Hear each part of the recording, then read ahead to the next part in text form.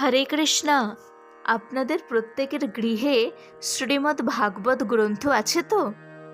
এই কলিযুগে প্রত্যেকের গৃহে শ্রীমদ্ ভাগবত গ্রন্থ অবশ্যই রাখা উচিত। শ্রীমদ্ ভাগবত মাহাত্ম্যে ভগবান শ্রীকৃষ্ণ শ্রী ব্রহ্মাকে বলছেন, ন যস্য তিষ্ঠতে শাস্ত্রং গৃহে ভাগবতং কলৌ ন তস্য পুনরাবৃত্তির যম্যপাশাৎ কদানে।